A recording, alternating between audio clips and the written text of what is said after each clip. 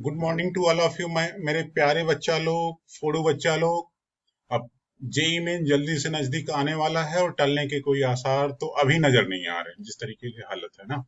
तो मैं अपनी टीम कोचिंग वाले .com की तरफ से देवेश सिंह एक बार जल्दी से ना जे मेन के क्रैश कोर्स को अपन लोग कॉम्प्लेक्स नंबर सेक्शन को उड़ाते हैं।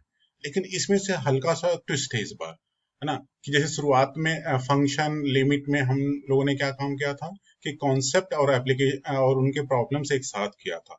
बाद में बहुत सारे बच्चों की आई कि ना प्रॉब्लम्स की वैरायटी थोड़ा और हो जाता, तो कॉन्सेप्ट को हमने अलग कर दिया, है ना। तो फिर बच्चों का वही रिक्वेस्ट आया, नहीं ज्यादा समय नहीं मिलता तो साथ में ही कर दीजिए। तो हम लोग फिर से उसी पैटर्न पे हैं इस बार, कि ना इस बार भी कॉन्सेप्ट और उनके जो है रिलेवेंट प्रॉब्लम्स का एप्लीकेशन भी हम लोग साथ साथ करेंगे। तो चलो बच्चा लोग, आंखें चौड़ी करो और जल्दी से अपन लोग पहले फटाफट कॉन्सेप्ट देखते हैं, फिर रिलेवेंट प्रॉब्लम्स देखते हैं। हाँ जी बच्चा लोग, तो अगर हम लोग कॉन्सेप्ट की बात करें तो सबसे पहली बात आती है कॉम्प्लेक्स नंबर ना क्या होता है। देखो ना, इसके साथ बड़ी नाइंसाफी हुई। ये बड़ी प्यारी नंबर है, लेकिन इसका नाम ना कॉम्प्लेक्स रख दिया है ना। बड़ी सिंपल सी, क्यूट सी, ठीक है। तो अगर हम लोग को इसमें देखें तो बोलेंगे complex number is combination of real as well as imaginary number. यहाँ पे एक चीज मैं क्लेरिफाई करना चाह रहा हूँ, है ना। अगर हम इमेजिनरी नंबर की बात करते हैं तो क्वेश्चन आता है कि कई बार हम लोग उसको कॉम्प्लेक्स नंबर के सिनोनिम बात करने लगते हैं, जबकि कॉम्प्लेक्स नंबर के तीन मेन पार्ट हैं। तो पहला पार्ट इसमें आता है कि सपोज दैट हम लोग बात कर रहे हैं कि z is equal to x plus iota Y. तो अगर यहाँ पे x जो है जीरो है, तो ये हो गया प्योरली इमेजिनरी, जब अपने को x जीरो मिलेगा, ठीक है। ये वाला पार्ट है जब y जीरो, तो ये आएगा बेटा प्योरली रियल और ये आएगा प्योरली इमेजिनरी। और ठीक है, एक सिचुएशन ऐसा हो सकता है कि ना तो x जीरो है और ना तो y जीरो है, तो ये आएगा non real, non purely imaginary. तो अपन लोगों के पास जो इमेजिनरी नंबर होता है ना, तो ये इमेजिनरी नंबर इन दो ब्लॉक्स का कॉम्बिनेशन होता है। मींस कॉम्प्लेक्स नंबर के तीन पार्ट होते हैं, रियल और इमेजिनरी। इमेजिनरी में दो चीज आ जाता है, प्योरली इमेजिनरी और जो है नॉन रियल, नॉन इमेजिनरी। तो जो प्योरली इमेजिनरी होते हैं number, Z is equal to x plus जो sorry Z is equal to x plus iota Y. तो जो इमेजिनरी नंबर होते हैं इसमें y is not equal to zero, बस इतना ध्यान अपने को रखना होता है, ठीक है। तो अपन लोग फिर आगे मूव करते हैं, देखते हैं कि जो है कॉम्प्लेक्स नंबर की डेफिनेशन देखते हैं। तो बोलेंगे कॉम्प्लेक्स नंबर को हम लोग अगर सेट बिल्डर मेथड में डिफाइन करें, बोलेंगे it is all number of the form x plus iota y, जहां पे x क्या है, रियल नंबर है, y रियल नंबर है, आयोटा अंडर रूट ऑफ -1 है। तो जैसा सेट थ्योरी में आपने लोगों ने दो तरीके से रिप्रेजेंटेशन देखा था, रोस्टर फॉर्म और सेट बिल्डर फॉर्म। तो ये रिप्रेजेंटेशन कौन सा है, ये रिप्रेजेंटेशन है सेट बिल्डर फॉर्म, ठीक है। फिर अपन लोग आते हैं ना कि है ना, एक हमारे दादाजी हैं यूलर। तो इन्होंने ना एक ना आयोटा को एक सिंबल दिया, नाम दिया आयोटा क्या है, स्क्वायर रूट ऑफ -1। और इसकी वजह से काफी पूरा एक मैथमेटिक्स की फील्ड ही डेवलप हो गई ना। आयोटा को इमेजिनरी यूनिट भी बोलते हैं। तो बोलेंगे आयोटा की प्रॉपर्टी मींस क्या है, आयोटा अंडर रूट -1 है, आयोटा स्क्वायर -1 है।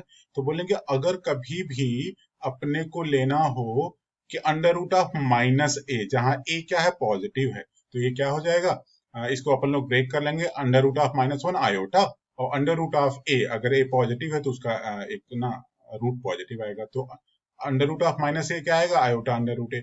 और फिर इसके बाद ये 9th क्लास की आइडेंटिटी आ गई। 9th क्लास की जो आइडेंटिटी है, यहाँ पे आप देखो, under root a under root b equal to under root a b. बोले ये कब वैलिड है, बोलेंगे ये तब वैलिड है जब इनमें से एटलीस्ट वन क्या हो जाए, नॉन नेगेटिव। नॉन नेगेटिव बोले तो या तो जीरो या तो पॉजिटिव, है ना। बोले अगर दोनों नेगेटिव हो जाए तो क्या होगा, बोले अगर दोनों नेगेटिव हो जाए ना, तो ये वाला रूल तो वैलिड नहीं है। लेकिन हाँ, इसका एक्सप्रेशन होता है under root a into under root of b equal to minus under root के अंदर मॉड ए मॉड बी, है ना। ये वाली चीज होती है। तो अपने को इस वाली पर्टिकुलर स्लाइड से हम लोगों ने क्या सीखा कि इमेजिनरी नंबर और कॉम्प्लेक्स नंबर में डिफरेंस क्या होता है ना। तो imaginary number is a part of complex number, जबकि कॉम्प्लेक्स के दो पार्ट होते हैं, रियल और इमेजिनरी।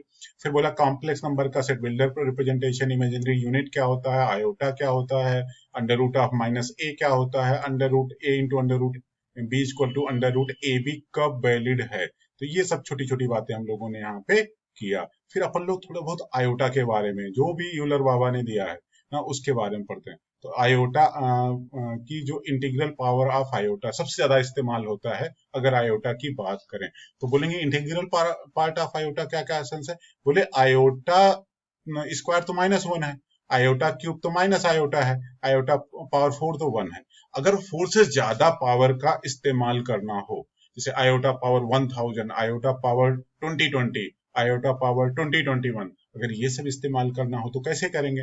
बोलेंगे जो 10th क्लास में हम लोगों ने पढ़ रखा है, Euclid division algorithm, Euclid division lemma. तो बोले उसमें क्या होता है। बोले उसमें किसी भी अगर इंटीजर को दूसरे इंटीजर से डिवाइड करते हैं तो it can be written as n is sorry it can be written as n is equal to जो a क्यूब प्लस r, अगर हम a से डिवाइड कर रहे हैं, r क्या है, रिमाइंडर है जिसकी वैल्यू 0 से लेके मॉड ऑफ डिवाइजर के इन बिटवीन होता है। तो यहाँ पे अगर हम लोग 4 से डिवाइड करें है ना, n को तो क्या आएगा, n equal to 4 cube plus r, और r की वैल्यू क्योंकि 4 पॉजिटिव है तो r की वैल्यू 0 से 3 के बीच में हो जाएगी। तो इससे होने वाला क्या है, बोले इससे होने वाला ये है कि आयोटा पावर n, अब जो आयोटा पावर 2020, तो 2020 को 4 से डिवाइड कर देंगे तो जो भी रिमाइंडर आएगा ऑब्वियसली वो ना अपने को डायरेक्ट डिविजिबल हो जाएगा, तो 1 हो जाएगा। तो आयोटा पावर r के इक्वल आ जाएगा। तो आयोटा की हायर पावर, आयोटा की पावर r क्या है, 0 1 2 3 है ना, तो इनमें से कोई भी एक हो जाएगा। तो हायर पावर निकालने का ये मस्त तरीका है ना। और इसके बिहाफ पे जितने भी क्वेश्चन आते हैं, और साथ में ये भी अपन लोग ना देखते हैं कि अगर हम आयोटा के 4 कॉन्जिक्यूटिव पावर्स का समेशन ले लें तो इसकी वैल्यू 0 होती है। तो समटाइम इसका भी अपन लोग इस्तेमाल करते हैं। ठीक है, इसके बाद अपन लोग नेक्स्ट में स्लाइड में मूव करते हैं, real and imaginary part of complex number. बोले ये क्या होता है, बोले वही जो पढ़ा था अपन लोगों ने ना, z equal to x plus iota Y. तो जो x होता है उसको अपन लोग क्या बोलते हैं, उसको बोलते हैं रियल पार्ट ऑफ z, और उसके लिए नोटेशन क्या होता है, आर ई जेड। जो y होता है उसको बोलते हैं इमेज ऑफ z, उसके लिए नोटेशन क्या होता है, आई एम जेड। जैसे अगर कोई कॉम्प्लेक्स नंबर 3 - 4 आयोटा है तो रियल पार्ट हो गया 3, इमेजिनरी पार्ट हो गया -4, है ना। और एक इंटरेस्टिंग बात, हालांकि यहाँ पे एक करेक्शन भी है। तो यहाँ बोला है एक complex number Z is purely, नहीं ये तो सही है, ये complex number Z is purely real. बोले कॉम्प्लेक्स नंबर अगर प्योरली रियल है तो इसका इमेजिनरी पार्ट 0 होगा, अगर प्योरली इमेजिनरी है तो इसका रियल पार्ट 0 होगा। तो ये तो प्योरली और इमेजिनरी और प्योरली रियल की बात किया, डेफिनेशन किया। तो इस स्लाइड से हम लोगों ने क्या सीखा कि रियल पार्ट क्या होता है, उसका नोटेशन क्या होता है, इमेजिनरी पार्ट क्या होता है, उसका नोटेशन क्या होता है, प्योरली रियल अगर हम कॉम्प्लेक्स नंबर की बात करें या प्योरली इमेजिनरी कॉम्प्लेक्स नंबर की बात करें तो बोलेंगे ये क्या होता है। ठीक है, तो इनकी बात अपन लोगों ने यहाँ पे किया। बोले अब ना एल्जेब्रिक कुछ ऑपरेशंस देख लेते हैं जो कॉम्प्लेक्स नंबर में वैलिड है। बोले एल्जेब्रिक ऑपरेशंस क्या होते हैं कॉम्प्लेक्स नंबर में। बोले जैसे आप रियल नंबर को ऐड सब्ट्रैक्ट मल्टीप्लाई डिवाइड करते हो, स्क्वायर रूट लेते हो, वैसे ना कॉम्प्लेक्स नंबर के साथ अपन को करना है मजाक।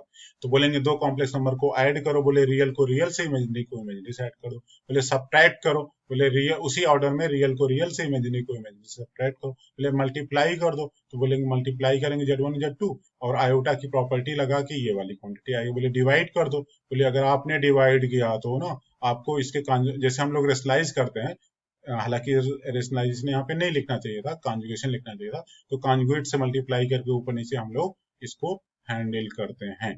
बोले अब क्या करें, बोले ना और पढ़ लेते हैं, अभी तो टाइम है अपने पास, फटाफट रिवाइज करते हैं। बोलेंगे properties of algebraic operations on complex number. तो ये तो स्लाइड आप वैसे ही आपको पता, जस्ट रीडिंग कर लेना कि ये एसोसिएटिव होता है, कॉम्यूटेटिव होता है, दो बात डिस्ट्रीब्यूटिव रूल फॉलो करता है यहाँ पे, है ना, मल्टीप्लिकेशन के साथ भी होता है आगे, फिर ये डिस्ट्रीब्यूशन का भी रूल होता है। ये सब तो छोटी छोटी बातें हैं, आप लोग देख लेना। वो अपन लोग आगे मूव करते हैं किसी भी चीज में। बोले दो कॉम्प्लेक्स नंबर इक्वल कब होंगे, बोलेंगे जब उनका रियल पार्ट इक्वल होगा और उनका इमेजिनरी पार्ट इक्वल होगा। हाँ, यहाँ पे मैं करेक्शन की बात कर रहा था। ठीक है। तो बोलेंगे complex number do not possess the property of order, बोले ये एकदम करेक्ट नहीं है। बोले क्यों नहीं करेक्ट है? बोले कॉम्प्लेक्स नंबर में तो रियल नंबर भी आता है ना, तो ना ये आपका कहना कि कॉम्प्लेक्स नंबर में ऑर्डर जो है पजेस नहीं करता, तो ये गलत बात है। यहाँ पे क्या होना चाहिए? इमेजिनरी नंबर होना चाहिए, है ना। कि रियल कॉम्प्लेक्स नंबर का एक पार्ट है रियल, और रियल में ऑर्डर होता ही है ना। तो उसकी उसकी तो वो मस्ट प्रॉपर्टी है। तो बोलेंगे इमेजिनरी जो नंबर होते हैं ना, उनमें ऑर्डर जो है फॉलो नहीं होता। तो इमेजिनरी नंबर में वही होता है बेटा, एक्स प्लस आयोटा में वाई जीरो नहीं है। बस इतना ही ध्यान आपको रखना है। फिर अगली डिफिनेशन पे आते हैं, फटाफट मूव करते हैं, टाइम की कमी है ना, रिवीजन ज्यादा करना है, तो जल्दी से आ जाओ अच्छा, है ना। तो आंखें चौड़ी करो, है ना, प्यार से देखो इसको। तो यहाँ पे लिखा कॉन्जुगेट ऑफ कॉम्प्लेक्स नंबर, बोले अगर कोई complex number a plus iota pi iota b है, तो अगर हम बी को माइनस बी कर दें, है ना, तो फिर जो चीजें आपको बनने वाली है उसको बोलेंगे ना जेड बार। तो इसकी रीडिंग क्या हो जाएगी बच्चा? जेड बार। जो कॉन्जुगेट किसी कोई complex number a plus iota भी है, तो इसका जो कॉन्जुगेट होगा, है ना, तो ये होगा ए माइनस आयोटा बी। और सॉरी, ए माइनस आयोटा बी क्या करते हो? तो ये हो गया ए माइनस आयोटा बी, है ना। और यहाँ पे जो इसकी रीडिंग है इसको बोलते हैं जेड बार। ये तो आपको पता ही। फिर बोलेंगे ना इनका ज्योमेट्रिकल लोकेशन क्या होगा जेड और जेड बार का। तो अपने को यहाँ पे हालांकि अभी हमने बताया नहीं, फिर भी बता देते हैं, क्योंकि आप लोगों का क्रैश कोर्स है तो आप लोगों को तो सब पता ही, जस्ट रिवाइज करो। तो बोलेंगे कि हर एक कॉम्प्लेक्स नंबर को अपन लोग ना एक पॉइंट से रिप्रेजेंट करते हैं कॉम्प्लेक्स प्लेन में। तो अगर जेड है तो उसका एक पॉइंट पी है। तो बोलेंगे जो इसका जो कॉन्जुगेट बन के आएगा जेड बार, वो उसको ना इसके इमेजिनरी पार्ट को निगेटिव करके आता है। तो बोलेंगे इसका क्या सेंस है? बोले अगर पी की लोकेशन फर्स्ट क्वाड्रेंट में है, तो जो जेड बार की लोकेशन होगी वो एग्जैक्टली ना पी का mirror image in real axis. Real axis में इसका मिरर इमेज होगा, मीन्स ये वाली डिस्टेंस और ये वाली डिस्टेंस, है ना, मैग्नीट्यूड में दोनों सेम है। ठीक है, तो ये वाली बात। तो अब इसका ना अपन लोग ना कुछ एप्लीकेशन भी देख लेते हैं। एप्लीकेशन क्या देख लेते हैं बेटा? कि एक तो ये वाला एप्लीकेशन है कि अगर कोई जेड है और जेड बार है, तो उनको ऐड अपॉन टू करेंगे तो रियल पार्ट मिल जाएगा। इसका अपन लोग इस्तेमाल करते हैं रियल पार्ट और इमेजिनरी पार्ट निकालने में, या कहीं भी इनका एप्लीकेशन हो जाता है, तो ये चीज अपन लोग देख लेते हैं। फिर नेक्स्ट में आता है इंटरेस्टिंग पार्ट, है ना। बोले सारा कुछ तो इंटरेस्टिंग है, कॉम्प्लेक्स को फालतू में कॉम्प्लेक्स बोलते हैं, इसको तो प्यार एक क्यूट नंबर बोलना चाहिए, है ना। मैं तो क्यूट ही बोलता हूँ। प्रॉपर्टीज ऑफ कॉन्जुगेट की बात करें बेटा, तो अगर आपने को मान ली बहुत सारी कॉम्प्लेक्स नंबर्स दी हुई हैं, उनकी प्रॉपर्टीज देखना है, कॉन्जुगेट देखना है, कॉन्जुगेट की डिफिनेशन आपको क्लियर है, इसमें कोई एम्बिग्यूटी नहीं है, होना भी नहीं चाहिए। तो बोलेंगे पहली प्रॉपर्टी क्या है? बोले ना अगर किसी कॉन्जुगेट का अगेन कॉन्जुगेट ले लो, मीन्स डबल कॉन्जुगेट ले लो, तो आपने इक्वल हो जाता है। बोले अगली प्रॉपर्टी बता दो। बोले अगर आपने सम का कॉन्जुगेट लिया तो इंडिविजुअल समेशन का कॉन्जुगेट आता है, डिफरेंस का कॉन्जुगेट लिया उसी ऑर्डर में इंडिविजुअल डिफरेंस आता है। अगर आपने जो है प्रोडक्ट का कॉन्जुगेट लिया तो इंडिविजुअल प्रोडक्ट। अब इस प्रोडक्ट में क्या करते हैं कि ना मान लो कई सारी कॉम्प्लेक्स नंबर का प्रोडक्ट है, तो बोलेंगे कि product of an complex number का कॉन्जुगेट जो आएगा उनके इंडिविजुअल कॉन्जुगेट्स के इक्वल हो जाता है। और इसकी एक मस्त प्रॉपर्टी होती है, अगर सारी जेड1 जेड2 जेड3 सभी इक्वल है, जेड है, तो z into z one into z two into z two क्या होगा? जेड पावर एन का कॉन्जुगेट। ये किसके इक्वल हो जाएगा? है ना, z bar into Z bar into Z bar, how many times? N times, तो होगा z bar power n. Means ये दो ऑर्डर हैं जिसे आप ना पावर रेजिंग और कॉन्जुगेशन एक दूसरे के कॉम्पिटेटिव है, यानी चाहे पहला करो चाहे बाद में करो, बात वही सेम आता है। फिर डिवीजन का आपको ना कॉन्जुगेट लेना तो इंडिविजुअल डिवीजन। अच्छा, ये प्रॉपर्टी यहाँ नोटेड भी है, वेरी गुड, है ना। तो ये वाली चीज प्रॉपर्टी यहाँ पे नोटेड है। फिर बोले Z plus Z bar twice of real part of Z, Z minus Z bar twice of iota into imaginary part of Z, Z into Z bar mod Z का होल स्क्वायर।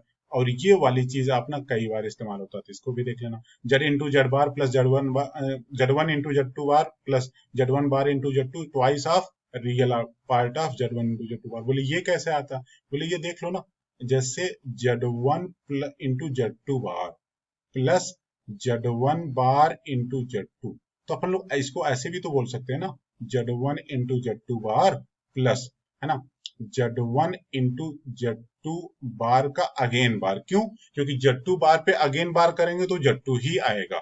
तो इससे अपने को क्या लग रहा है कि जैसे Z1 Z2 बार प्लस Z1 Z2 बार का कॉन्जुगेट, तो ये तो क्या होता है, twice of real part of Z1 Z2 बार। तो इस वजह से ये चीज यहाँ से आ जाता है और अपन लोग इसको यहाँ पे ना रिवाइज करके आगे मूव करते हैं। एक ना यहाँ पे यूज होता है बेटा मल्टीप्लिकेटिव इनवर्स। किसी भी कॉम्प्लेक्स नंबर का मल्टीप्लिकेटिव इनवर्स क्या होता है, मॉड जेड बार अपान मॉड जेड का होल स्क्वायर, या रेसिप्रोकल या मल्टीप्लिकेटिव इनवर्स, दोनों बात सेम है। फिर अपन आते हैं मॉडुलस ऑफ कॉम्प्लेक्स नंबर।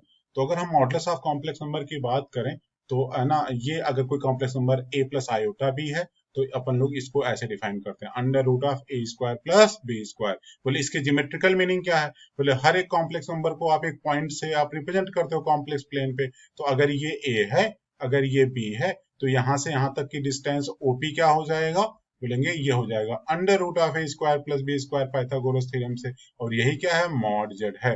तो बोलेंगे ज्योमेट्रिकल मीनिंग क्या है, बोलेंगे अगर कोई कॉम्प्लेक्स नंबर ना जेड है, अगर इसका लोकेशन P से है तो O और P का ओरिजिन से पॉइंट P का डिस्टेंस हो जाएगा, वही आपका मॉड जेड होता है। ये ज्योमेट्रिकल मीनिंग है। बोले ये चलो ठीक है, पता चल जाएगा। फिर अपन लोग ना बोलते हैं ना, ये वाला टर्म काफी प्रॉब्लम्स में यूज होता है, unimodular complex number. Means जिसका मैग्नीट्यूड क्या हो जाए या मॉड क्या हो जाए, 1 हो जाए, तो इनको बोलते हैं यूनी मॉडुलर। बोले ऐसी सारी कॉम्प्लेक्स नंबर जो यूनी मॉडुलर हैं ना, वो मतलब ज्योमेट्रिकली उनका लोकेशन क्या होगा, बोलेंगे कि वो जो है एक ना, अगर हम लोग यहाँ पे ड्रा करें बेटा, तो सपोज दैट एक कॉम्प्लेक्स प्लेन ले लो, तो ले लिया। बोलेंगे अब इसमें ना एक सर्कल ड्रा, सर्कल किस कलर से, इस वाले कलर से ड्रा कर, बोले एक सर्कल ड्रा कर दीजिए। तो बोलेंगे अगर हमने एक सर्कल सपोज दैट यहाँ पे ड्रा कर दिया, तो ये एक सर्कल ड्रा करेंगे जिसका सेंटर तो ओरिजिन होगा और रेडियस कितना हो जाएगा, 1 यूनिट हो जाएगा। तो अपने को अगर हम लोग इसका जो सपोज ये O है और ये A है, तो अगर ओ ए को 1 यूनिट ले लें तो ये और सेंटर आपका जो है आपको दिख ही रहा है ना, तो बाकी ये रियल एक्सिस है, ये इमेजिनरी एक्सिस है। तो बोलेंगे ऐसी सारी कॉम्प्लेक्स नंबर जो यूनिट मॉडुलस है ना, तो बेटा ये इसी सर्कल पे लोकेटेड होंगी, क्योंकि अगर आप यहाँ से डिस्टेंस हमेशा निकालेंगे तो सर्कल की प्रॉपर्टी की वजह से ये सारा कुछ हमेशा इक्वल आएगा, और क्या आएगा, 1 1। तो ऐसी इनफाइनाइट कॉम्प्लेक्स नंबर है जो यूनिट मॉडुलस है और सबका लोकेशन ये यूनिट सर्कल पे लाई करता है। बोले और सारी प्रॉपर्टी बता दीजिए। बोले ना कि चलो ना मॉड जेड हमेशा ग्रेटर इक्वल टू 1 होता है, और ये वाली प्रॉपर्टी ना ये भी आपको रिलेवेंट इंपॉर्टेंट है। क्या? ये वाली आपको ना रियल पार्ट ऑफ जेड और इमेजिनरी पार्ट ऑफ जेड की बाउंड्री बताता है, ये कहाँ से किसके किसके बीच में होगा। फिर अपन लोग ना ये वाली प्रॉपर्टी भी कई बार इस्तेमाल करते हैं। बोलेंगे कुछ ऐसे स्टैंडर्ड कॉम्प्लेक्स नंबर बताइए जिनका मैग्नीट्यूड सेम है। बोले मॉड जेड, जेड का मैग्नीट्यूड है ना, या जेड का मॉड या जेड बार का मॉड या माइनस जेड का मॉड या माइनस जेड बार का मॉड, ये सारे ओरिजिन से इक्वली डिस्टेंस पे होते हैं, तो सबका मैग्नीट्यूड सेम होता है।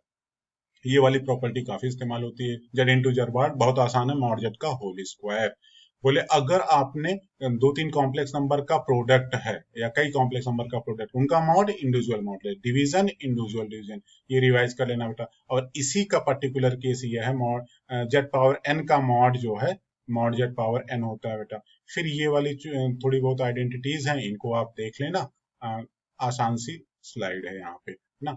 ये वाली जो चीजें हैं बेटा, मॉड जेड जैसे Z1 प्लस Z2 का होल स्क्वायर ना, तो बोलेंगे ये इस वाली प्रॉपर्टी से जेड इंटू जेड बार का होल स्क्वायर से ओपन कर देते हैं, फिर अपने पास ये कॉम्प्लेक्स मतलब ये रिलेशनशिप डेवलप हो जाता है। तो बोलेंगे अगर ना जो है मॉड Z1 प्लस Z2 का whole square Z1 square plus Z2 square हो जाए, तो इसका मतलब Z1 Z2 क्या है, परपेंडिकुलर है। ठीक है, तो ये वाली चीज अपन प्रॉपर्टी यहाँ से देख लेते हैं। तो ये सब रिवाइज कर लीजिए। फिर अपन जो ना आर्गुमेंट ऑफ कॉम्प्लेक्स नंबर की तरफ बढ़ते हैं। तो किसी भी कॉम्प्लेक्स नंबर के लिए दो चीजें इंपॉर्टेंट है, मॉडुलस और आर्गुमेंट ना बेटा। तो फटाफट रिवाइज करना, एकदम फोड़ के रख देना। ए प्लस आयोटा बी है ना, और अपने को पता है कि ना कॉम्प्लेक्स नंबर को एक पॉइंट से रिप्रेजेंट करते हैं हम लोग कॉम्प्लेक्स प्लेन में। तो क्वेश्चन आता है कि आर्गुमेंट या एम्पलीट्यूड क्या होता है। तो बोलेंगे इसके लिए अपन लोग ना जो नोटेशन यूज करते हैं ARG ऑफ जेड ना, बोले ये क्या होता है। बोलेंगे अगर अपन लोग कोई भी कॉम्प्लेक्स नंबर है, लेट इट बी ना पी है यहाँ पे, तो बोलेंगे अपन लोग ओरिजिन को पी से मिलाते हैं, तो एक डायरेक्शन ये हो गई और एक डायरेक्शन हो गई पॉजिटिव रियल एक्सिस का, जिसका जो इसका एंटी क्लॉकवाइज में अगर हम लोग एंगल ले लें तो ये हो जाएगा थीटा। तो इसी थीटा को बोलते हैं आर्गुमेंट ऑफ कॉम्प्लेक्स नंबर, है ना, जेड, जिसको अपन लोग ज्योमेट्रिकली पॉइंट पी से रिप्रेजेंट करते हैं। ठीक है। अब क्वेश्चन आता है कि ना इसको निकालेंगे कैसे। तो बोलेंगे अगर कोई कॉम्प्लेक्स नंबर बेटा ए प्लस आयोटा बी है, तो ये वाली लेंथ बी हो जाएगी, ये वाली लेंथ ए हो जाएगी। तो हम लोग ना आर्गुमेंट ऑफ जेड को ऐसे निकाल देंगे, tan theta equal to B by A, तो theta tan inverse B by A, है ना। तो इस तरीके से अपन लोग निकालेंगे और ये आपको जनरल वैल्यू ऑफ आर्गुमेंट देगा। ठीक है। बोले ना हमें ये नहीं चाहिए, क्वेश्चन में ज्यादातर मेंस लेवल पे प्रिंसिपल वैल्यू का यूज होता है। तो बोलेंगे प्रिंसिपल वैल्यू क्या होता है। बोलेंगे कि ऐसे तो अपन लोग ना इस साइकिल में ना कई सारी, जैसे अभी इस तरह का एक ना suppose that complex number P है, तो बोलेंगे एक तो आपका यहाँ पे थीटा हुआ, है ना।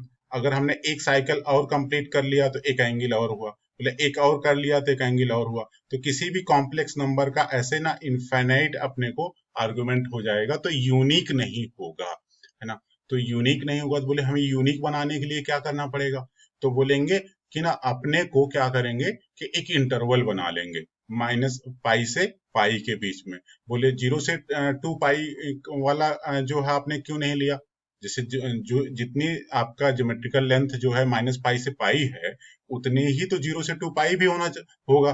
तो आपने 0 से 2 पाई क्यों नहीं लिया। बोलेंगे माइनस पाई से पाई में हमें जो है आर्गुमेंट का जो मैग्नीट्यूड है वो मिनिमम मिलता है। ठीक है। तो इस वजह से हम लोगों ने इंटरनेशनल कन्वेंशन बना लिया कि माइनस पाई से पाई के बीच में प्रिंसिपल आर्गुमेंट होगा।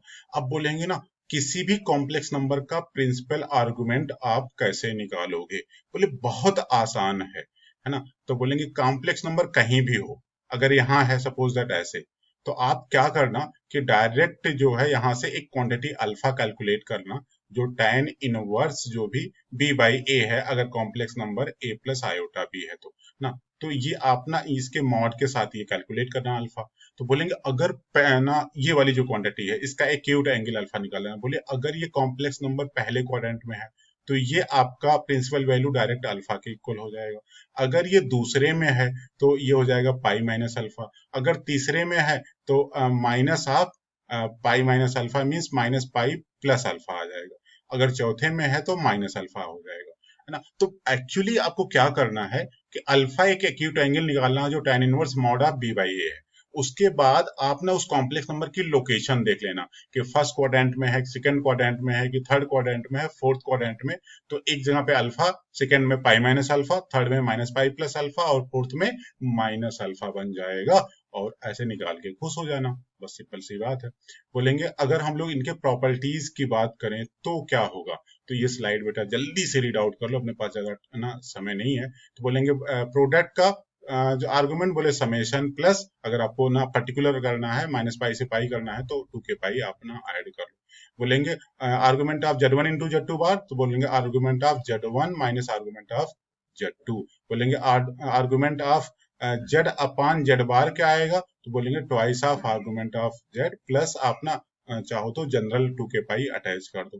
बोलेंगे argument of z power n, किसी कॉम्प्लेक्स नंबर की पावर रेज कर दो, तो बोलेंगे n टाइम्स मल्टीप्लाई हो जाएगा, ज्यादा नाटक ना करो, है ना। तो बोलेंगे अगर argument of Z two by z one theta है तो z one by z two क्या होगा, तो बोलेंगे 2 के पाई माइनस थीटा हो जाएगा।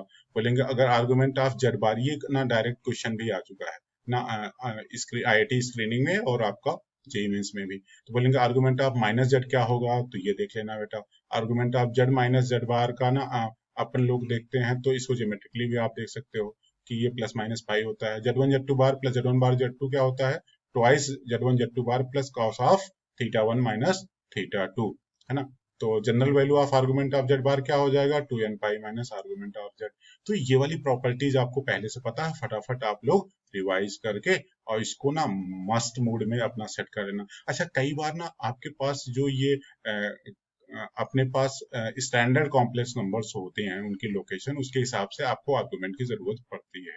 तो बोले यहाँ पे कि अगर कोई कॉम्प्लेक्स नंबर ना जो है पॉजिटिव रियल एक्सिस पे है, मीन्स उसकी लोकेशन यहाँ पे है, तो उसका आर्गुमेंट क्या होगा, 0 होगा। अगर कोई complex number negative real axis पे है, मीन्स उसका लोकेशन यहाँ पे है नेगेटिव रियल एक्सिस पे, तो उसका आर्गुमेंट क्या हो जाएगा, अपने को पाई हो जाएगा। अगर कोई complex number positive imaginary axis पे है, ये पॉजिटिव इमेजिनरी एक्सिस है, तो इसका कॉम्प्लेक्स जो आर्गुमेंट हो जाएगा वो पाई बाई 2 हो जाएगा।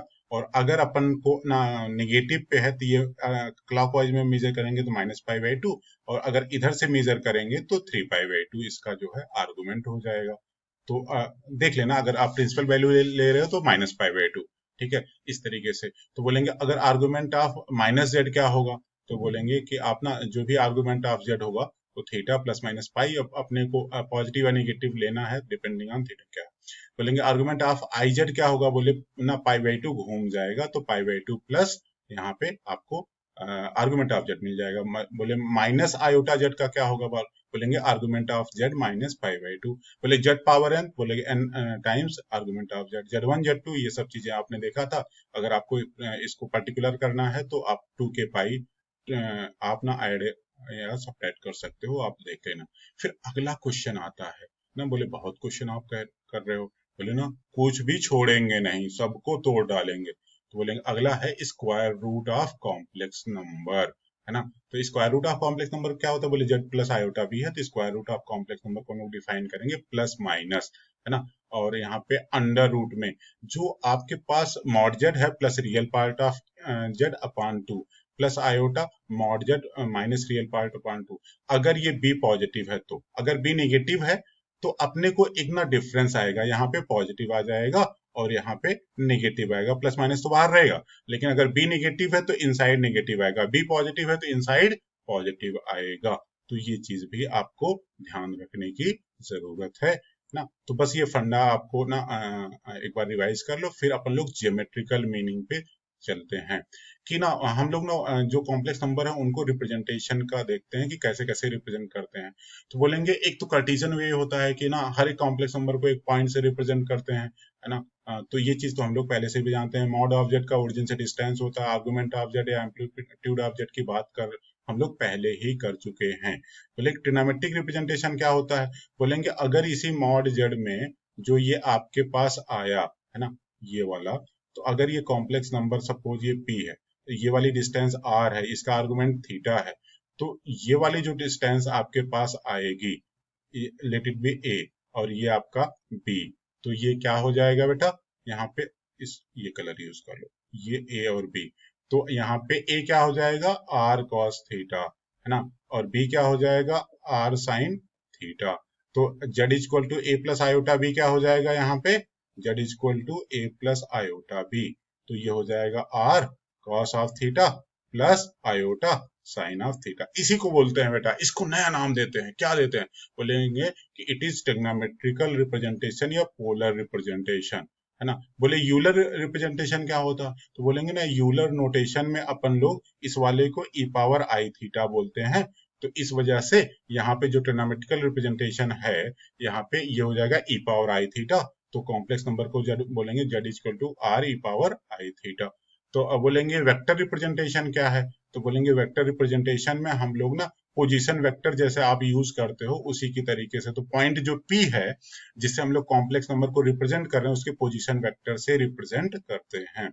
बोले किसी भी कॉम्प्लेक्स नंबर का लॉगरिथम क्या होता है, तो बोलेंगे ना सबसे आसान तरीका है कि आप उसको है ना यूलर फॉर्म यानी z equal to r e power i theta में है ना कन्वर्ट करके जब आप निकालेंगे तो कॉम्प्लेक्स नंबर जेड का जो आएगा लॉग, ये आएगा l n mod z plus iota into amplitude of z या आर्गुमेंट ऑफ जेड बोलते हैं, है ना। बोले चलो ठीक है, अपन लोग आगे मूव करते हैं।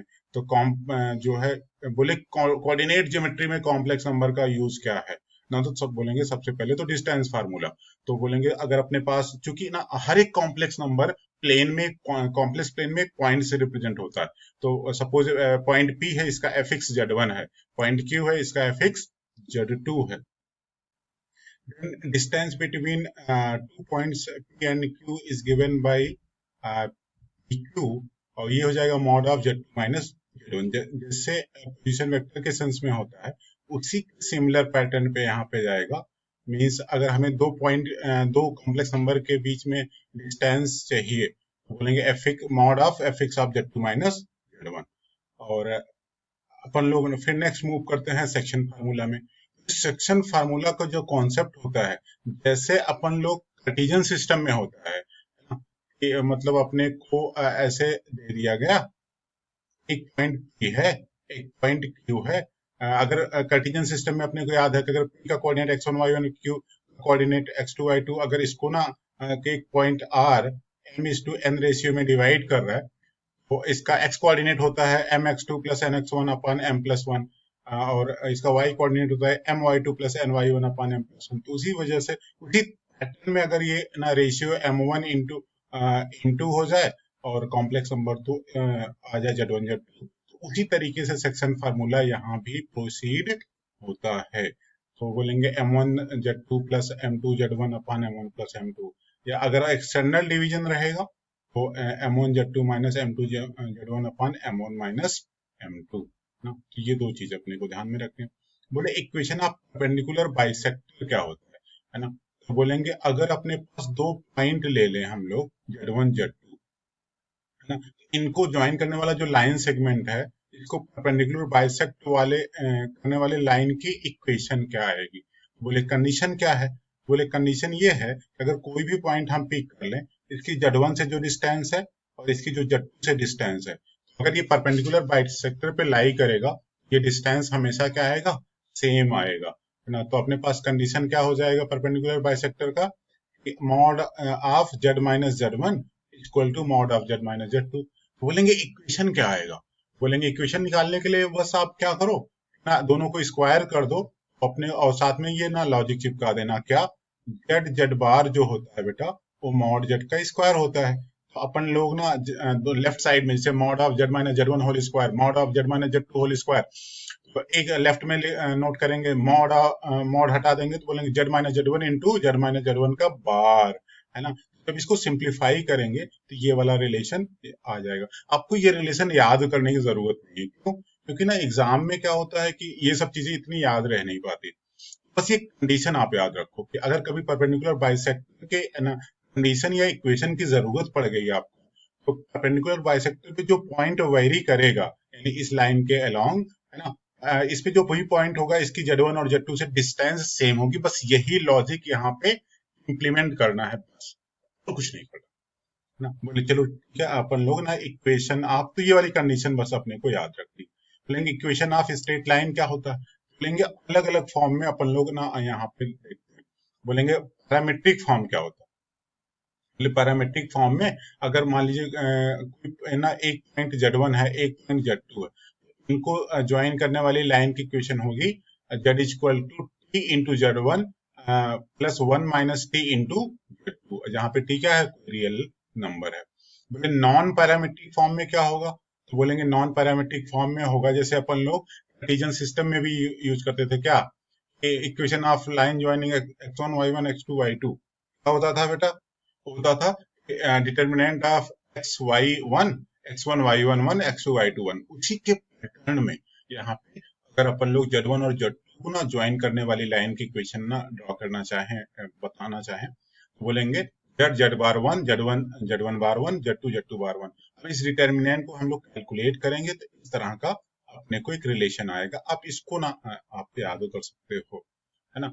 ये कंडीशन आप यहाँ पे ये कंडीशन याद कर सकते हो। ठीक है, अगर थ्री पॉइंट कोलिनियर है तो बोलेंगे उनके ना अपन लोग ना एक ही लाइन पे लाई करेंगे, तो जेड की जगह पे आप ना रिप्लेस कर सकते हो। तो z z one bar one, Z two bar one, z three bar one equal to zero, ये वाली इक्वेशन आ जाएगी।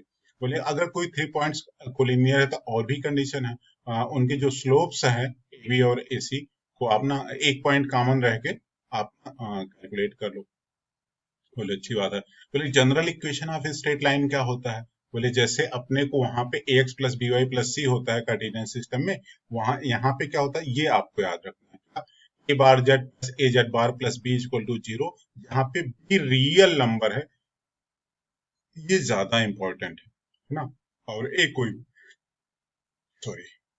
कोई भी रियल या कॉम्प्लेक्स नंबर यहाँ पे आपको ध्यान रखने की जरूरत है।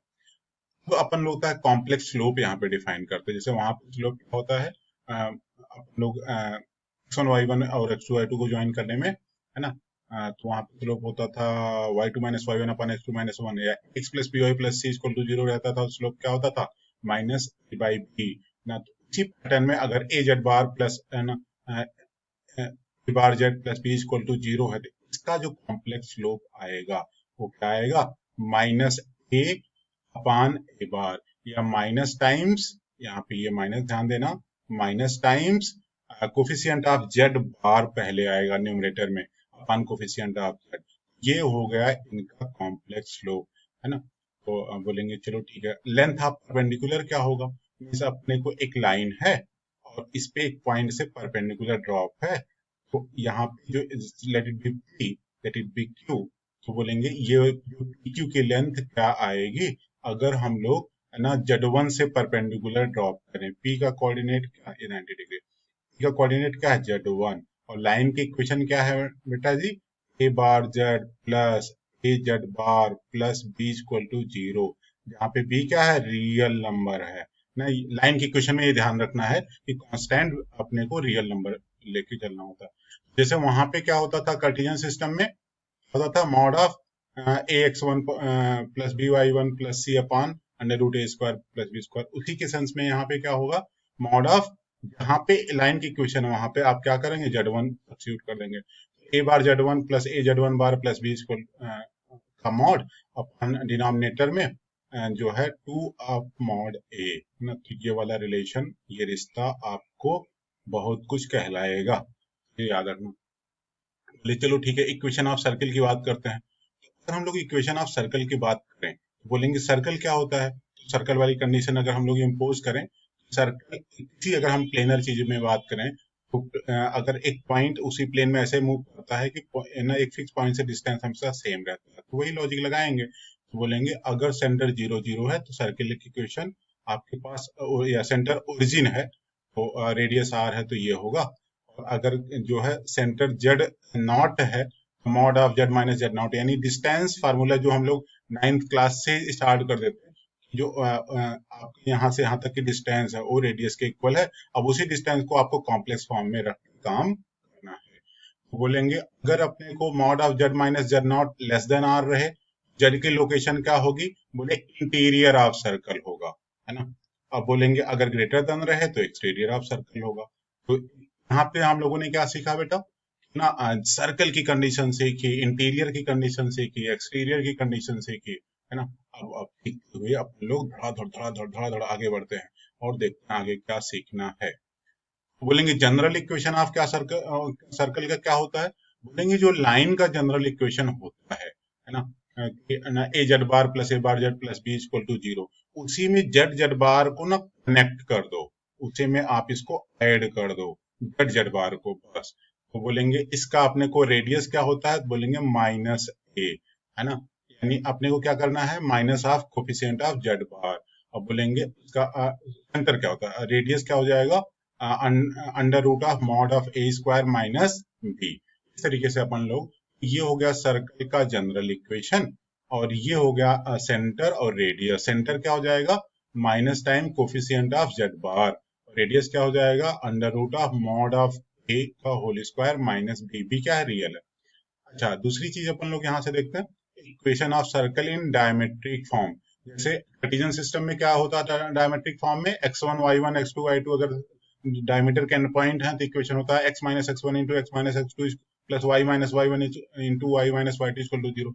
इसी पैटर्न में अगर हम लोग ना डायमेट्रिक, अगर जो है Z1 और Z2 and point of diameter है तो इक्वेशन क्या होगा, तो बोलेंगे इक्वेशन यहाँ पे आएगा आपका Z minus Z1 into Z minus Z2 का conjugate plus Z minus Z2 into Z minus Z1 का कॉन्जुगेट। मीन्स अपने को ना अगर इस पैटर्न में आप याद रखो तो शायद ज्यादा बेहतर रहेगा, Z माइनस Z1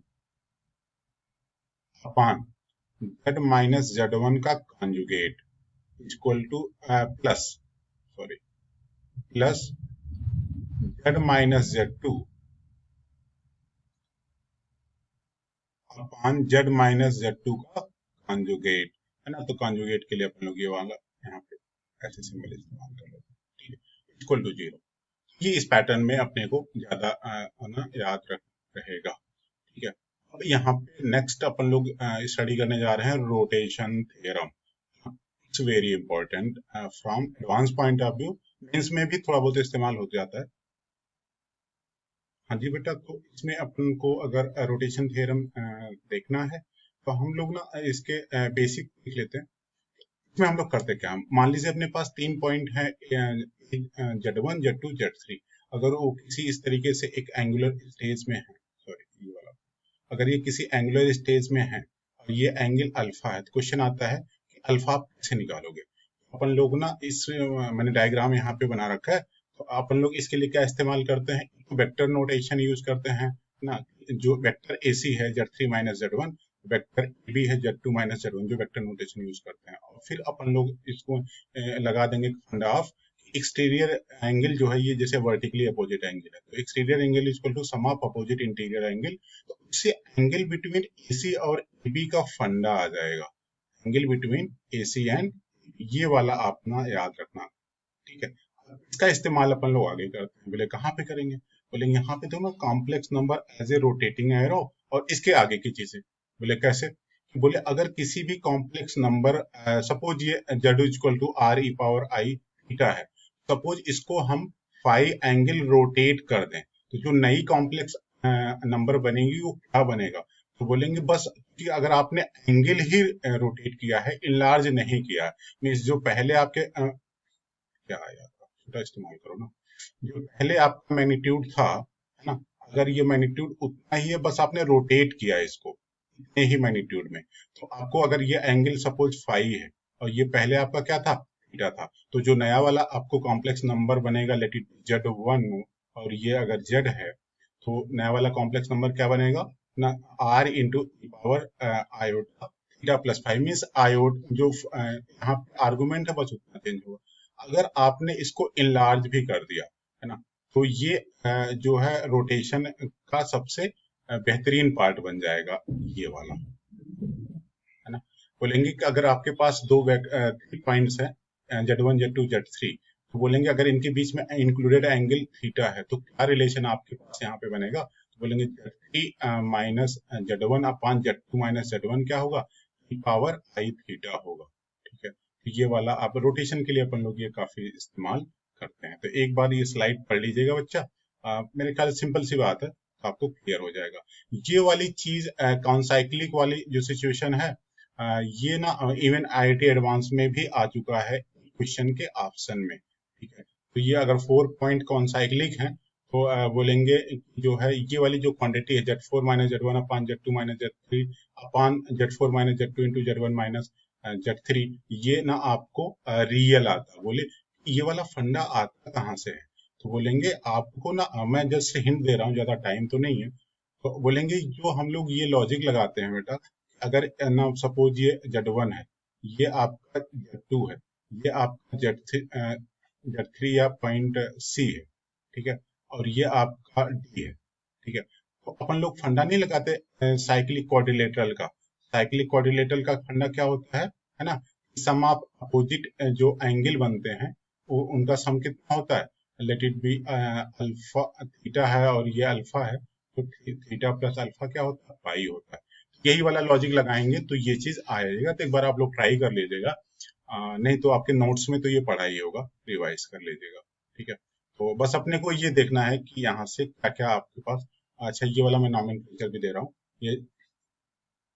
ये आपका Z1 है ना, ये आपका Z1 है, ये आपका Z2 है, और ये आपका Z4 है, Z3 तो मेंशन कर दिया। बोलेंगे ना ज्यादा टाइम नहीं बेटा, तो मैं थोड़ा सा फास्ट कर रहा हूँ। ट्रायंगल इनइक्वालिटी की बात है, तो बोलेंगे mod of Z1 plus Z2 की क्या बाउंड्री है, less or equal to mod Z1 plus mod Z2 greater or equal to mod Z1 minus mod Z2। वैसे ही Z1 माइनस Z2 की बाउंड्री है ना। तो बोलेंगे कि अगर अपन लोग ये जो इक्वलिटी है, तो यहाँ पे मेंस में क्या यूज होता है बेटा, ये इक्वलिटी कब होल्ड करता है, means mod of Z1 plus Z2, अब अपने को mod of Z1 plus mod of Z2 के इक्वल होता है। तो बोलेंगे इक्वलिटी तब होल्ड करेगा जब दोनों भी जैसे मान लीजिए आपके पास इस तरीके से सिस्टम है, तो बोलेंगे अगर हम लोगों का जो दोनों कॉम्प्लेक्स नंबर है ना, अगर ये सेम साइड रहेंगे ओरिजिन की, तो फिर अपन के पास यहाँ पे ये बन जाएगा Z1 और ये बन जाएगा Z2। तो अगर ये सेम साइड रहा तो फिर ये अपने को यहाँ से क्या होगा, आर्गुमेंट जो बनेगा वो क्या होगा कि दोनों का सेम सेम आएगा, तो उन आर्गुमेंट का डिफरेंस क्या आएगा, जीरो। तो सेम साइड के लिए है, और सेम साइड के लिए आपका यहाँ पे भी होल्ड करेगा Z1 माइनस Z2, जब आपके पास इक्वलिब्रियम यहाँ होल्ड करेगा। ठीक है, इस वाले केस में जब हम लोग इसमें से एक मिनट मुझे ये वाला केस, और बाकी इन दोनों में आपका अपोजिट साइन वाला रूल लगेगा ना। जो है जो मतलब अपने पास एक्स एक्सिस इंटरसेक्शन है, आप ओरिजिन के अपोजिट साइन में Z1 इधर है और Z2 इधर है। ठीक है, तो जब ये वाला सिचुएशन है तो आपका उनके बीच में एंगुलर रिलेशन पाई बनता है। ठीक है, तो उस केस में तो ये दोनों में आपका पाई और ये दोनों सेम साइड के सिचुएशन में आएगा। और इसके बाद क्या होगा बेटा, एक ना आपके पास एक स्लाइड है स्टैंडर्ड लोसी का, कि मतलब अपने पास वेरियस लोकस दिए हुए हैं, है ना। परपेंडिकुलर बाइसेक्टर क्या है, अगर ये कांस्टेंट है तो कभी इलिप्स बनाएगा, कभी ये लाइन सेगमेंट बनाएगा, है ना, और कभी ये आपका जो है वो हाइपरबोला बनाएगा। तो ये कंडीशन जस्ट एक बार आप इस स्लाइड को सीरियसली पॉज करके पढ़ लीजिएगा, आसान आसान सी बातें हैं। फिर ये आपको ना एक बार पढ़ मतलब इसकी रीडिंग एक बार कर लीजिएगा, पढ़ा तो आपने पहले भी है। जस्ट एक रिवीजन पॉइंट ऑफ व्यू से मैंने यहाँ पे इसको नोट कर दिया था। हम डिमायर थ्योरम की बात करें, बोले अगर n कोई रेशनल नंबर है, तो अगर अपने पास cos theta plus iota sine theta power n, n theta plus iota sign n theta बन जाता है। अगर बहुत सारे कॉम्प्लेक्स नंबर को आप इस तरह से मल्टीप्लाई कर रहे हैं, cos theta plus iota sine theta 1, theta 2 वाला, फिर थीटा 3, थीटा 4, ये इसके साथ होना चाहिए था, और फिर इस तरीके से, तो ये डायरेक्ट एंगल में समेशन आ जाता है ना। और अगर हम लोग यहाँ से इसकी कोई भी रेशनल पावर ले लें, तो इसका मतलब होता है जनरल में ये cos ऑफ के pi plus theta by n, और यही आपका बेसिस है जो कि हम लोग जो nth रूट्स ऑफ यूनिटी के लिए यूज करते हैं, जहाँ पे n कोई भी आपके पास रेशनल नंबर है। z power n r power 1 r power 1 by n into cos 2 के pi plus theta by n iota sine 2 के pi plus theta by n का फंडा अपन लोग जो है nth रूट्स ऑफ यूनिटी के लिए इस्तेमाल करते हैं। ठीक है, ये कुछ आपके पास यहाँ पे स्टैंडर्ड रिजल्ट दिए हुए हैं बेटा, इसको आप नोट कर लेना। ठीक है, ये पता तो आपको है, जस्ट रिवाइज कर लेना कि सारी चीजें फॉलो करता है। ठीक है, ये सीरीज का आपने को एक ना समेशन दिया हुआ है, ये आप देख लेना। और हालांकि ये मेंस में नहीं पूछा जाएगा, है ना। अगर हम लोग रूट्स ऑफ कॉम्प्लेक्स नंबर की बात करें, तो nth रूट्स ऑफ यूनिटी की बात करें, तो यही मैंने आपको डिमायर थ्योरम की स्टार्टिंग बताया था, z power 1 by n r power 1 by n cos of 2 pi plus theta by n. और यहाँ पे आपको क्या करना है, k की वैल्यू रखते जाएंगे। आपको k की वैल्यू 0 रखा तो एक रूट ऑफ यूनिटी आ जाएगा, मतलब nth रूट्स ऑफ किसी भी कॉम्प्लेक्स नंबर z का आएगा। और की वैल्यू 1 रखा तो ना कॉम्प्लेक्स नंबर z का दूसरा, के की वैल्यू 3 रखा, and so on n minus, तो टोटल n रूट आएगा, है ना। तो बोलेंगे इनकी प्रॉपर्टीज क्या होता है, बोलेंगे एक ज्योमेट्रिक प्रोग्रेशन में होते हैं, इनका common ratio e power 2 pi by n होता है, और इनका सबका सम क्या होता है, 0 होता है। प्रोडक्ट जो है -1 power n minus 1 into Z होता है। तो ये जनरल वाला आप याद रखेंगे ना, nth रूट्स ऑफ यूनिटी का, तो आपका ऐसे ही तैयार हो जाएगा।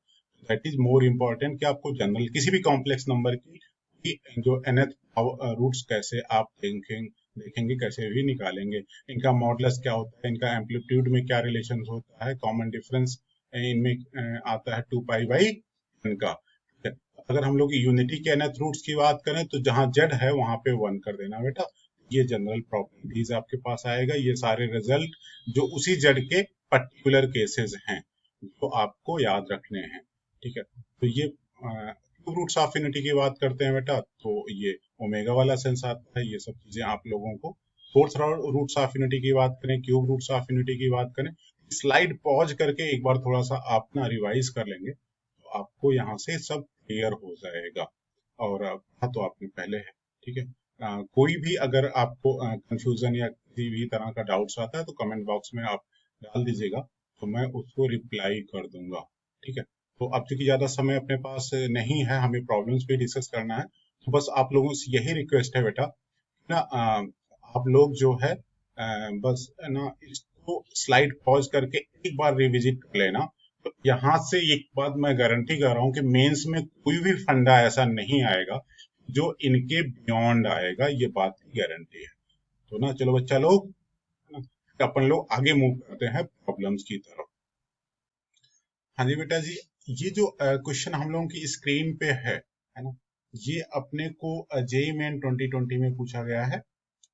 और ये 7th जैन की जो फर्स्ट शिफ्ट में पूछा गया था। बोले इसमें क्या है, चलो देखते हैं फटाफट इसको निपटाते हैं। बोले ना इसमें अपने को ना एक ना कॉम्प्लेक्स नंबर है जेड -1/2z प्लस आयोटा, और इसका रियल पार्ट ना, यहाँ से ध्यान देना, रियल पार्ट क्या है, 1 है। Z equal to x plus iota y है। तो एक्स वाई ना कहाँ पे लाई करता है, या एक्स वाई का लोकस क्या है, ये चीज अपने आप से पूछिए। तो बोलेंगे इस क्वेश्चन को कैसे हैंडल करेंगे। बोलेंगे ना z equal to x plus iota Y, तो जहां जहां अपने को जेड है वहां चिपका देंगे। जो डिनोमिनेटर, स्ट्रेटेजी देख लो, स्टेप नंबर फर्स्ट ना, जेड को फर्स्ट स्टेप पे क्या करेंगे, जेड को ना रिप्लेस कर देंगे, जेड को रिप्लेस कर दो। फिर स्टेप नंबर सेकंड क्या करेंगे, जो डिनोमिनेटर में क्वांटिटी आएगा इसके कॉन्जुगेट से मल्टीप्लाई कर देंगे, तो मल्टीप्लाई विद कॉन्जुगेट, है ना, ये सेकेंड स्टेप कर देंगे। तो जब हम ऐसा करेंगे, जो न्यूमरेटर में कॉम्प्लेक्स नंबर, डिनोमिनेटर फिर रियल बन जाएगा, न्यूमरेटर में जो कॉम्प्लेक्स नंबर आएगा उसको मल्टीप्लाई करके उस देख लेंगे उसका रियल पार्ट क्या है, क्योंकि डिनोमिनेटर रियल है, और फिर उसको 1 से इक्वेट कर देंगे, तो एक्स वाई का एक रिलेशन बन जाएगा। बस यही काम करना है। मीन्स पहला स्टेप क्या करना है, जेड को रिप्लेस करना। दूसरा स्टेप जो डिनोमिनेटर है इसके कॉन्जुगेट से मल्टीप्लाई करना है।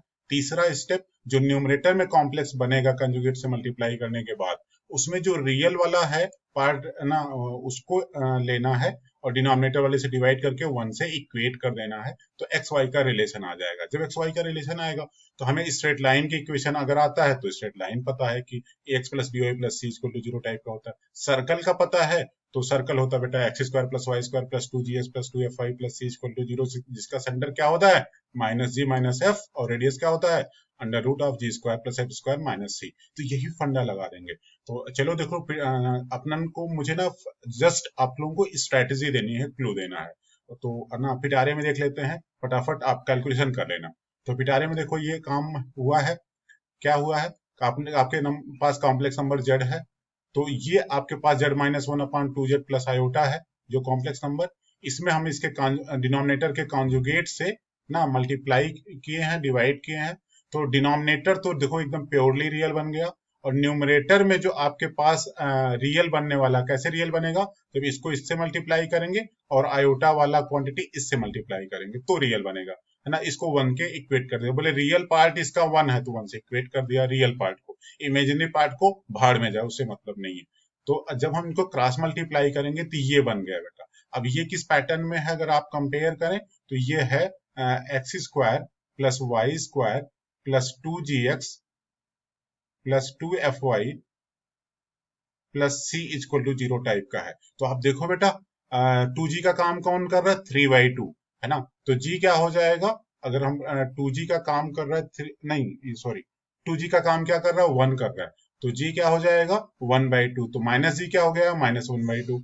तो और अगर बोले 2f का काम कौन कर रहा है, बोले 3/2, तो f का क्या हो जाएगा, 3/4, तो उसका माइनस क्या हो जाएगा, सेंटर क्या हो जाता है इसका, -g माइनस एफ। बोले रेडियस क्या होता है, तो रेडियस होता है under root of G square plus F square minus C, और इससे अपना काम होगा। कैलकुलेट कर लिया तो डायमीटर, रेडियस आ गया √5/4, तो डायमीटर क्या होगा, ट्वाइस ऑफ रेडियस √5/2। तो यहाँ से आपका ये काम हो गया, फटाक से आगे बढ़ो ना। जस्ट स्ट्रेटजी देखनी थी, हम लोगों ने देख लिया पिटारे से। बोले अगला क्वेश्चन क्या है, यहाँ पे देखते हैं। तो ये क्वेश्चन है बेटा जेईई मेंस 2020 के, और जो है 8th जैन की मॉर्निंग शिफ्ट में पूछा हुआ क्वेश्चन है। बोले इसमें क्या है, बोले हमें एक इक्वेशन दिया था, roots of equation x square plus b x plus 45 equal to 0, b belongs to real number है यहाँ पे, lies on this curve mod z plus 1 equal to 2 return, z क्या है, एक कॉम्प्लेक्स नंबर है, तो बी कौन सा रिलेशन सेटिस्फाई कर रहा है। तो अगर हम लोग इसकी स्ट्रेटेजी देखें तो हम लोग स्ट्रेटेजी देखते हैं बेटा। तो हम लोग क्या देखते हैं कि पहले स्टेप पे क्या करना है, स्टेप नंबर फर्स्ट हम लोग क्या देखते हैं कि ना ये जो रूट्स इक्वेशन है ये एक कॉम्प्लेक्स रूट है। तो यहाँ पे आप देखो बेटा कि जो इक्वेशन दिया है x square plus b x plus 45 is equal to 0। अब यहाँ पे ना बी रियल नंबर है, क्वेश्चन में गिवन है, तो इसका कोफिशिएंट 1, इसका कोफिशिएंट बी, ये तो हो गया 45, सारे रियल नंबर है। तो किसी क्वाड्रेटिक के रूट्स अगर कोफिशिएंट रियल नंबर है और रूट्स क्या है, कॉम्प्लेक्स हैं, तो हमेशा क्या हो जाएंगे, कॉन्जुगेट पेयर में हो जाएंगे। तो हम लोग सपोज कर लेंगे कि अगर एक root p plus iota Q है तो दूसरा रूट क्या हो जाएगा, p माइनस आयोटा क्यू, इसके दो रूट हो जाएंगे। क्यों, क्योंकि कोफिशिएंट्स रियल हैं। तो अगर हम लोग सम ऑफ रूट्स निकाल देंगे अगला स्टेप पे, स्टेप नंबर 2 है ना, सम ऑफ रूट्स निकाल लेंगे। और फिर इसके बाद दूसरा काम क्या करेंगे, जो भी कॉम्प्लेक्स नंबर होगा p प्लस आयोटा क्यू या p माइनस आयोटा क्यू जो इसके रूट है ना, वो क्या है, इस कॉम्प्लेक्स इस वाले इक्वेशन पे लाई करते हैं। तो यहाँ पे सेटिस्फाई करा देंगे, रिलेशन आ जाएगा।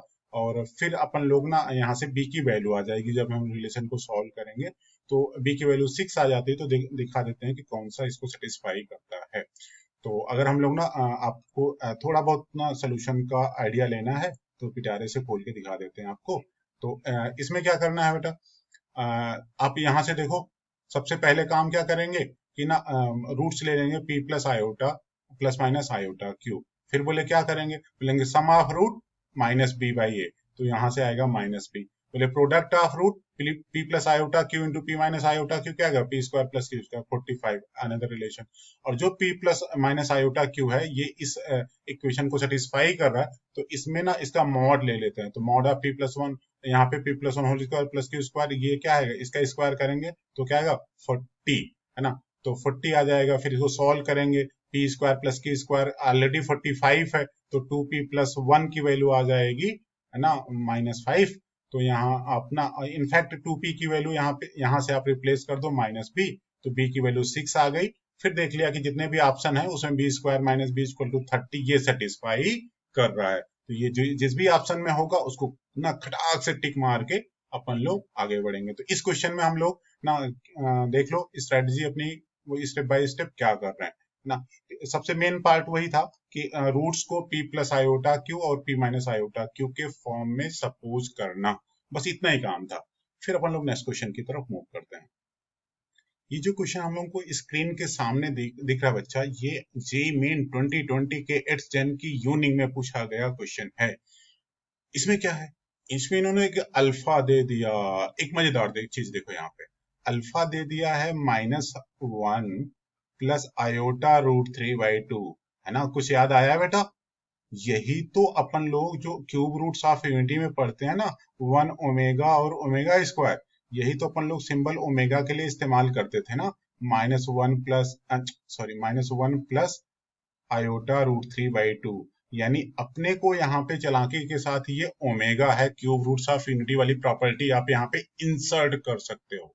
बोलेंगे ये ना अगला कोई डेटा दिया ए ना, ए क्या है 1 प्लस अल्फा इंटू ये जो सीरीज का समेशन है, बीटा क्या है कि ये इस सीरीज का समेशन। बोले अगर ए और बी जो आप कैलकुलेट करते हो वो जो है किसी क्वाड्रेटिक इक्वेशन के रूट है, तो क्वाड्रेटिक इक्वेशन क्या बनेगा, बस इतना ही क्वेश्चन है। तो हम लोग क्या करेंगे बेटा, अल्फा वाला बस इस पूरे क्वेश्चन में कहीं कोई स्ट्रेटजी है तो ये फील करना कि अल्फा ही ओमेगा है, बस इसके बाद तो ये फटाफट हो जाएगा। बोले कैसे, बोले अपन लोग यहाँ पे ये एक ज्योमेट्रिक प्रोग्रेशन बनेगा, तो ज्योमेट्रिक प्रोग्रेशन का सीरीज का समेशन लगा देंगे। ये भी नहीं, ये तो खैर जीपी बनता, लेकिन चूंकि ये ओमेगा अगर आप फील कर लोगे ना, तो ओमेगा पावर 3 क्या होता है, 1 होता है। तो अगर इसका मतलब अल्फा पावर 3 क्या आएगा, 1 आएगा। तो इसकी पावर अगर आप के रेस करेंगे मीन्स अल्फा पावर ना मतलब अल्फा पावर 3 के, ये क्या आ जाएगा, हर एक टर्म में के की वैल्यू कुछ भी रखो तो ये हमेशा क्या आएगा, 1। तो यहाँ इसका हर एक टर्म 1 आएगा, मीन्स इसका समेशन तो डायरेक्ट दिख रहा है कि अगर हम 0 से 100 जा रहे हैं और हर एक टर्म 1 है, तो 1 plus 1 plus 1 how many times, है ना, 101 टाइम्स, क्योंकि 0 से स्टार्ट हो रहा है। तो बी की वैल्यू तो 101 डायरेक्ट आ गई ना। बोले ए की वैल्यू क्या आएगी, बोले ये सीरीज का समेशन लगा दो 1 प्लस अल्फा, अल्फा को ओमेगा से रिप्लेस करके काम कर लो। बोले चलो ठीक है, कैलकुलेशन तो करना नहीं है, टाइम सेव करना है, तो पिटारे में जल्दी से चल के आपको दिखा देते हैं।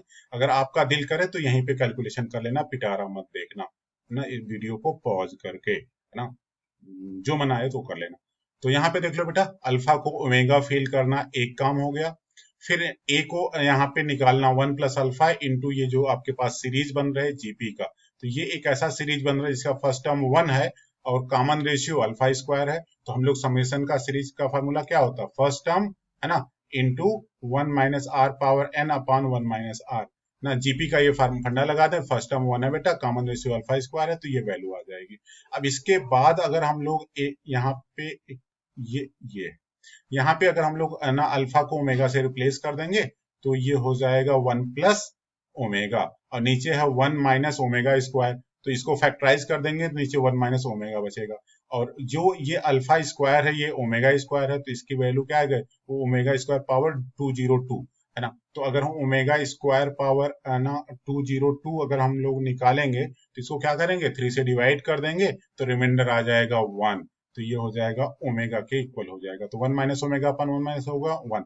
तो ए की वैल्यू हो गई 1, बी की वैल्यू हो गया 101 है ना। तो क्वाड्रेटिक इक्वेशन बनाना है, तो किसी इक्वेशन के अगर दोनों रूट पता है तो ना क्वाड्रेटिक इक्वेशन क्या होता है बेटा, x square minus sum of roots alpha beta into x plus product of root equal to 0। तो ये इससे अपने को क्वाड्रेटिक इक्वेशन आ जाएगा और इसको निकाल के मस्त हो जाना और फिर अपन लोग टिक मार के आगे बढ़ जाते हैं। ठीक है, तो इस क्वेश्चन में हम लोगों को क्या स्ट्रेटेजी रही कि अल्फा को ओमेगा फील करो, जीपी का फार्मूला लगा दो, और अल्फा की जो पावर 3 में क्वांटिटीज जा रही हैं वो हमेशा क्या है, 1 है। तो अपन लोग फिर नेक्स्ट क्वेश्चन की, ये वाला आपका सही हो जाएगा। नेक्स्ट क्वेश्चन की तरफ मूव करते हैं। अच्छा, अब जो क्वेश्चन हम लोगों की स्क्रीन के सामने है बेटा, ये जेईई 2020 के 9 जन की मॉर्निंग शिफ्ट में पूछा हुआ क्वेश्चन। इसको कैसे उड़ाएंगे देखो बेटा, इसमें अपने को mod of Z minus iota upon Z plus 2 iota 1 दिया है, मॉड जेड 5/2 दिया है। बोले मॉड जेड प्लस 3 आयोटा क्या होगा, बोले कैसे निकालेंगे, बोले ना एक तो ये वाला फार्मूला लगा देंगे, मॉड ऑफ Z1/Z2 है ना। तो ये इनका इंडिविजुअल मॉड हो जाता है। अभी तो पढ़ा था ना, रिवाइज किया था। तो ठीक है, तो ये न्यूमरेटर और डिनोमिनेटर का सेपरेट करके उधर क्रॉस मल्टीप्लाई कर देंगे और जेड को x प्लस आयोटा वाई। तो ये पहला स्टेप हो गया। दूसरा स्टेप हो गया, जेड को x plus iota y suppose करके हम लोग इसको सिंप्लीफाई कर लेंगे, और इसके बाद जब ये चीज आ जाएगी तो कुछ ना कुछ x और y की वैल्यू आ जाएगी। और मॉड जेड क्या है, अगर 5/2 है तो वहां से अपन को x कुछ ना कुछ मिल जाएगा, और फिर जब एक्स वाई आ गया तो इस वाली क्वांटिटी की वैल्यू कैलकुलेट कर लेंगे। बस इतना ही काम करेंगे। तो जल्दी से पिटारे में देखते हैं कि वो देखो बेटा, सेपरेट किया क्रॉस मल्टीप्लाई किया, तो क्रॉस मल्टीप्लाई किया तो ये आ गया, और z equal to x plus iota y रख दिया है ना बेटा। तो z equal to x plus iota y रख दिया तो आपके पास ये चीज आ गई। ठीक है, तो फिर अपन लोगों के पास यहाँ पे ये वाला इसको तो निपटा दिया, और बन गया y minus one whole square equal to y plus 2 whole square. फिर अपन इसका मतलब y माइनस वन क्या आएगा, प्लस माइनस वाई प्लस 2। तो बेटा अगर प्लस रखेंगे तो y y cancel, minus one equal to 2 आ जाएगा, तो वो तो रिजेक्ट हो जाएगा, यानी आपको माइनस रखना पड़ेगा। माइनस रखा तो वाई की वैल्यू माइनस हाफ आ गई, और चूंकि मॉड जेड 5/2 है तो जब इसका मतलब क्या है कि x square plus Y square क्या है बेटा, 25/4। जब ये वाला रिलेशन इस्तेमाल किया यहाँ पे तो अपने को एक्स स्क्वायर की वैल्यू आ गई, क्योंकि ना वाई की वैल्यू माइनस हाफ रख दिया, तो एक्स की वैल्यू आ गई प्लस माइनस √6। तो आपको क्या चाहिए, मॉड जेड प्लस 3 आयोटा है ना। तो ये चाहिए, इसका मतलब क्या चाहिए, under root of x plus 3 का यहाँ पे 3 आयोटा चाहिए, तो x square plus y plus 3 का होल स्क्वायर चाहिए। तो वाई की वैल्यू माइनस हाफ और एक्स स्क्वायर की वैल्यू जो आई यहाँ पे 6 आई, तो दोनों को सॉल्व कर लिया तो अपने को इसकी value mod z plus 3 iota की वैल्यू आ गई 7/2 है ना बेटा। तो एक बार देख लेना, अब फिर अपन लोग यहाँ पे 7/2 पे करेक्ट मार के फिर आगे मूव कर जाएंगे। ठीक है, तो चलो नेक्स्ट क्वेश्चन देखते हैं। तो स्ट्रेटजी बड़ी सिंपल सिंपल है ना, प्रॉब्लम्स अगर आपने फंडे आपके फार्मूले क्लियर है तो यहाँ से हम लोगों ने क्या रिवाइज किया, मॉड Z1/Z2 का मॉड इंडिविजुअल मॉड, फिर x प्लस आयोटा वाई रख के सॉल्व किया, काम हो गया। अब अपन लोग नेक्स्ट क्वेश्चन की तरफ मूव करते हैं। अगला क्वेश्चन है जेईई 2020 का 9 जन की यूनिक में पूछा क्वेश्चन। बोले इसमें क्या है, बोले अगर कोई कॉम्प्लेक्स नंबर है जिसका रियल पार्ट जो है का मॉड प्लस इमेजिनरी पार्ट का मॉड 4 है तो मॉड जेड क्या नहीं हो सकता। तो ये बड़ा आसान सी बात है। तो अगर बोले रियल पार्ट अगर जेड सपोज कर लेंगे स्टेप नंबर फर्स्ट पे स्ट्रेटजी क्या अपनाएंगे, बोलेंगे z equal to x plus iota y. बोले रियल पार्ट क्या है, बोले एक्स। बोले इमेजिनरी पार्ट क्या है, बोले वाई। तो ये हो गया mod of x plus mod of y equal to 4। अब ये कार्टेशियन सिस्टम में ये एक स्क्वायर बनाता है, ठीक है, 4 लाइन से मिलके ये एक स्क्वायर बनाता है। और अपन लोग ना उसके बिहाफ पे बोले कि मॉड जेड क्या नहीं हो सकता, तो इसकी ज्योमेट्री एक बार इसको ना कॉम्प्लेक्स प्लेन पे ड्रा करके हम लोग इसको दिखा देंगे कि what mod Z can not be, है ना। तो देख लो बेटा। तो यहाँ से हम लोग क्या देखते हैं बेटा कि ना जो कंडीशन दिया था उसके हिसाब से mod x plus mod y equal to 4 आ गया। अब क्या होगा, plus minus x plus minus y रख के हम लोग को 4 लाइंस मिल जाएगी। जब उसको हम ड्रा करेंगे तो ये यहाँ पे देखने में नहीं लग रहा है ये, लेकिन क्या है कि स्क्वायर बना रहे हैं, 90 डिग्री बना रहे हैं, यहाँ भी 90 डिग्री, ठीक है, तो ये स्क्वायर बना रहे हैं। अब क्वेश्चन आता है कि हमें पूछा है कि मॉड जेड क्या नहीं हो सकता। तो अपन लोग अगर ना यहाँ से कैलकुलेट करना चाहें, देखना चाहें कि मॉड जेड क्या नहीं हो सकता, तो बोलेंगे मॉड जेड होता क्या है। बोले ये under root of x square plus Y square होता है। मीन्स अब ये चीज जो कंडीशन है ये दिखा रहा है कि एक्स और वाई कहाँ पे हैं। बोले इसकी ना जो स्क्वायर है इसी की बाउंड्री पे है, कहीं यहाँ पे लोकेट होंगे, यहाँ पे होंगे एक्स और वाई की लोकेशन, ये इसी वाले लाइंस पे होंगी, ये 4 लाइंस पे। तो बोलेंगे इसकी मैक्सिम अगर हम लोग बोले कि जो मॉडजेट होता है, अगर ज्योमेट्रिकल मीनिंग लगा दें कि ओरिजिन से डिस्टेंस होता है पॉइंट एक्स वाई की ना, तो एक्स वाई अगर यहाँ पे लाई करता है तो ओरिजिन से मैक्सिमम डिस्टेंस कहाँ पे मिलेगा बेटा, जब ये वाली आएगी, है ना, या ये वाली मिलेगी, या ये वाली मिलेगी, कि तभी सबसे दूर है। तो मैक्सिमम डिस्टेंस है, अगर हम लोग यहाँ बोले तो मॉड जेड की वैल्यू जब मैक्सिमम निकालेंगे तो क्या आएगा, 4 आएगा। बोले मिनिमम कैसे मिलेगा, बस अपने को इतना ध्यान रखना।